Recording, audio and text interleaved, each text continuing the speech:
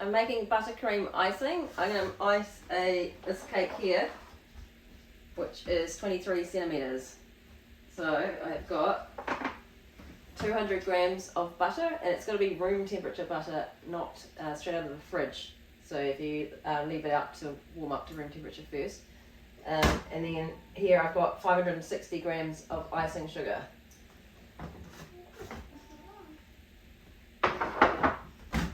So you put your butter in the mixing bowl, and basically you're going to whiz it up until the butter turns like a whitish colour. It's going to be quite a long time.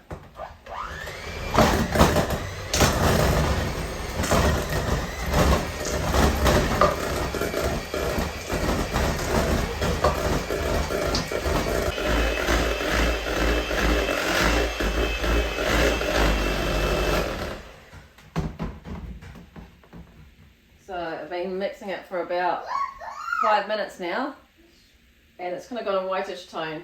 So it's better to have it as white as you can kind of get it, because otherwise if you add colouring to it, the yellow of the butter is going to change the colour. So now I'm going to be adding the icing sugar. So you do it in stages, otherwise if you pull the whole in now and you mix it, the butter is going to, the icing sugar is going to fly everywhere.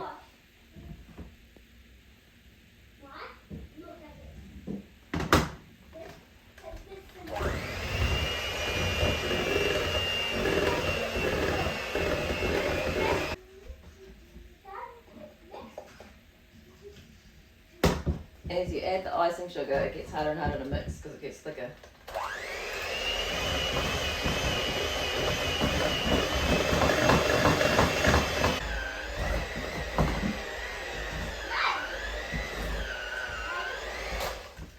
See, it's quite thick. Stay. Right, now you add some milk.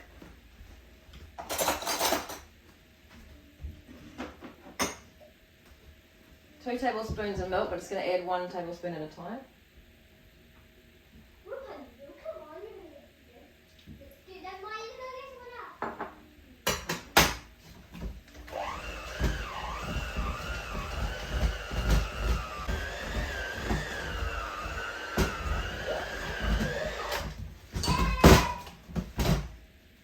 If you're adding food colouring, liquid food colouring, just put a little bit less than the 2nd tablespoon, because you don't want it to be too liquidy.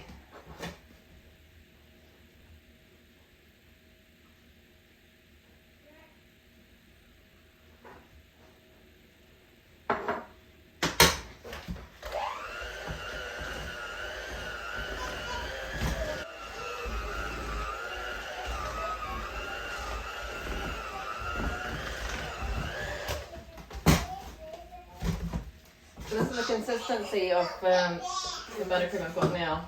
Looks like this.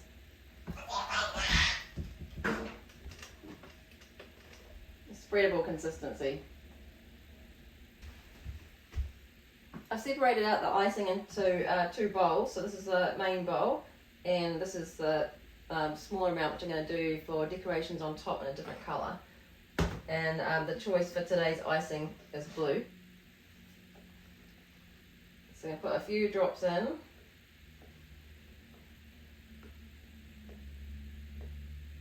It's like 4 drops. We'll just see how it looks.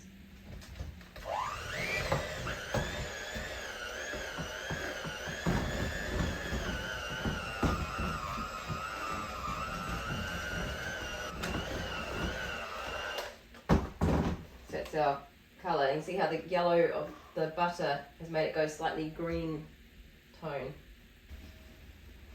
I've separated out another portion of the icing again. This is the coloured icing to do a crumb coat. So if you've got a cake and you're doing your final layer of icing as buttercream as opposed to anything else, it's a good idea to do a crumb coat, which is a really thin layer of the icing that you're going to use for your final icing, to seal in any crumbs, because it looks a lot better, the finish afterwards if you've got crumbs showing through. I might not have crumbs with this because I didn't leave all the cake, I just left it as it is. but if I had leveled the cake, it would be probably a rough surface with crumbs on the top. Yeah, so once you've done your crumb coat, your thin layer, then leave it for about half an hour before you do your final coat so it can be dry to the touch. See how it's picking up those crumbs? And the reason you have a separate bowl is that so you don't put crumbs back into your main icing.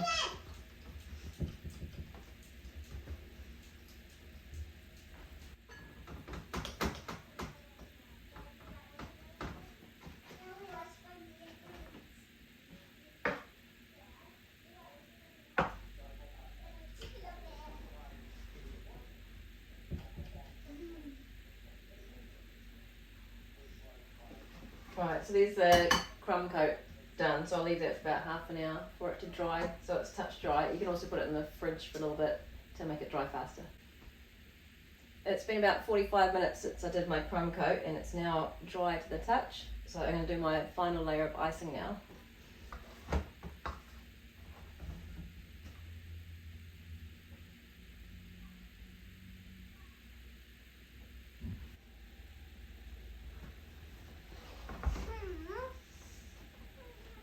Okay, so I'll leave that for a while for it to dry again, maybe about half an hour, and then I'm going to do some decorations on it.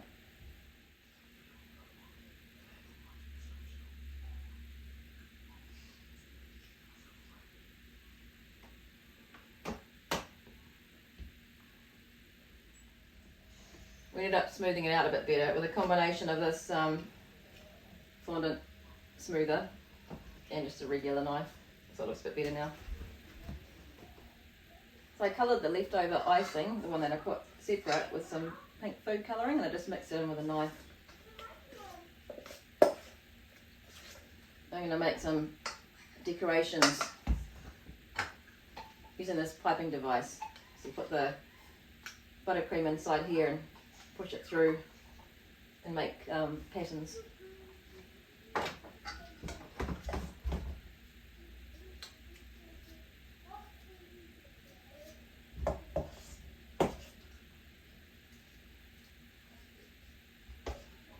You can get piping bags, which are disposable plastic bags, but I prefer something like this because it's better for the environment. You're not creating waste.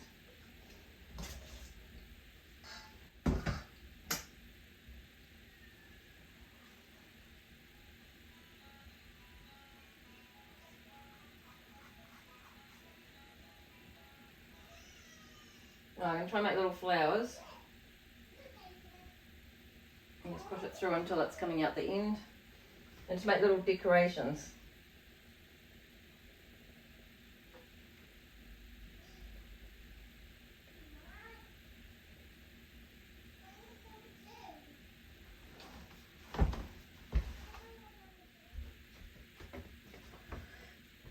I'm watching. Okay.